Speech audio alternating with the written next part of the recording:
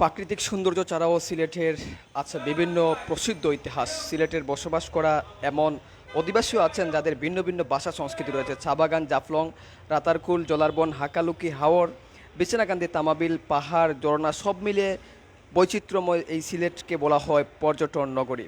এই পর্যটন নগরীতে এই মুহূর্তে সবচেয়ে বড় ধস নেমে এসেছে এবং বন্যা পরিস্থিতির কারণে সিলেটের যে পর্যটন এলাকা রয়েছে সব পর্যটন এলাকায় কিন্তু স্থবিরতা বিরাজ করছে। পর্যটক নেই বললেই চলে। এই অবস্থায় কিন্তু সিলেটের যারা এই পর্যটন খাতের যারা রয়েছেন তারাও কিন্তু ব্যাপক লোকসানের মুখে পড়েছেন। আপনারা জানেন দীর্ঘদিন ধরে করোনার ক্ষতি পুষিয়ে উঠে ব্যবসায়ীরা যারা এই পর্যটন সংশ্লিষ্ট যারা রয়েছেন হোটেল রিসোর্ট সহ যারা এই খাতের যারা রয়েছেন তারা কিন্তু অনেকটাই কিন্তু এই ক্ষতি পুষিয়ে ওঠার চেষ্টা করছিলেন। কিন্তু এই মুহূর্তে সিলেটের বন্যা পরিস্থিতির কারণে সিলেটের সব পর্যটন কেন্দ্রই কিন্তু পানি রয়েছে এবং বিভিন্ন পর্যটন স্পটের সঙ্গে সরাসরি যোগাযোগ বিচ্ছিন্ন রয়েছে। সড়কে পানি ওঠার কারণে কিন্তু এই পরিস্থিতি সৃষ্টি হচ্ছে এবং আমরা নগরের বিভিন্ন জায়গা ঘুরে দেখেছি। সিলেটের বিভিন্ন চা বাগান এবং শাহজালাল, শাহপুরান, রহমতুল্লাহ আলী মাজার সহ সিলেটের আশপাশ যে পর্যটন এলাকাগুলো রয়েছে সেইগুলোতে কিন্তু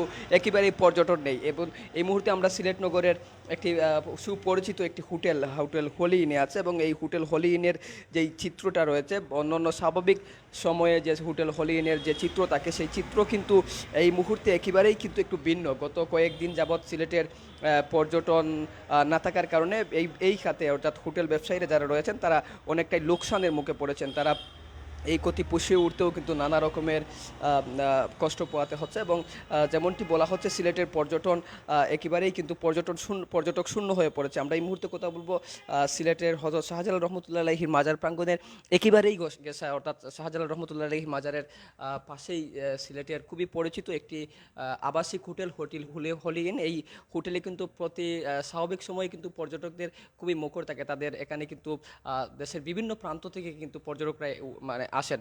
তো আমরা এই মুহূর্তে হোটেল হলিনের যে ম্যানেজার রয়েছেন একটু ওনার সাথে কথা বলার চেষ্টা করব। আপনাদের বর্তমান সময়ে পর্যটকদের আনাগোনা কেমন এবং সার্বিক বন্যা পরিস্থিতি রয়েছে? আপনারা এখানে আসার পরে যেমনটি বলছিলেন পর্যটকরা একেবারেই নেই, আপনারা অনেকটা ক্ষতির মুখে রয়েছেন, কি বলবেন? ধন্যবাদ। আসলে আহ, আহ, গত কয়েকদিন থেকেই আমাদের এখানে অনেক পর্যটকরা আসছেন। বিশেষ করে বৃষ্টির সময় সিলেট, আপনারা জানেন সিলেটের সৌন্দর্যটাই হলো গিয়ে বৃষ্টির সময়। তো আমরা লাস্ট 2-3 উইকস প্রচুর পর্যটক, প্রচুর দর্শনার্থী আমরা পেয়েছি। কিন্তু হঠাৎ আপনার বন্যা পরিস্থিতি খারাপ হয়ে যাওয়ার কারণে মানুষ ভয় পেয়ে যাচ্ছে। টিভিতে বিভিন্ন সংবাদ মাধ্যমে দেখতেছি সিলেটের অবস্থা খুবই খারাপ। তো আমরা আজকে কালকে মিলে অনেক ফোন কল রিসিভ করছি যে কি আমরা কি সিলেটে আসতে পারবো, আমরা কি শহরে ঢুকতে পারবো কিনা না, বা আসলে আমরা আবার ব্যাক করে যেতে পারবো কিনা না। তো আমরা ওদেরকে বলতেছি না, আসলে শহরের ভিতর তেমন কিছু না।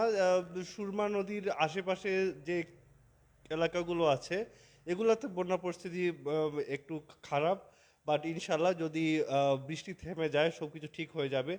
তো এইভাবে আমরা মানুষকে বলতেছি, বাট এরপরেও মানুষের ভিতরে একটা ভয় ঢুকে গেছে এবং আমরা মানে খুবই পর্যটক শূন্য অবস্থায় আছি আর কি এখন। যেমনটি আমরা বলছিলাম যে সংবাদের প্রথমে আমরা বলছিলাম যে করোনাকালীন সময়ে আপনারা অনেক টাকা পেয়েছেন, কিন্তু এই করোনার ক্ষতি পুষিয়ে ওঠার সময় যখন একেবারে প্রান্তে আপনারা ক্ষতি পুষিয়ে উঠবেন সেই সময় আরেকটা ধাক্কা বলা চলে। আসলে এটা ঠিক, কিন্তু প্রাকৃতিক বিপর্যয়ের উপরে তো আমাদের আর কিছু করার থাকে না।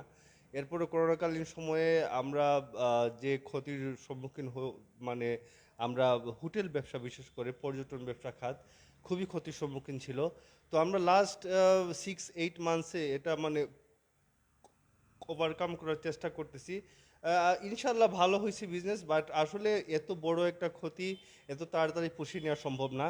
তো ইনশাল্লাহ যদি দেখা যায় যে সব কিছু ঠিক থাকে, পরিস্থিতি স্বাভাবিক থাকে, হয়তো আরও বছর 2 বছর যাবে, এরপর আমরা স্বাভাবিক হব। বাট এভাবে যদি একটার পর একটা প্রাকৃতিক দুর্যোগ আসতে থাকে, আমার মনে হয় আমাদের বিভিন্ন সংস্থা থেকে, সরকার থেকে সাহায্য দরকার। আর নয়তো এরকম ব্যবসা আসলে ঠিকভাবে রান করা সম্ভব না। অনেক ধন্যবাদ।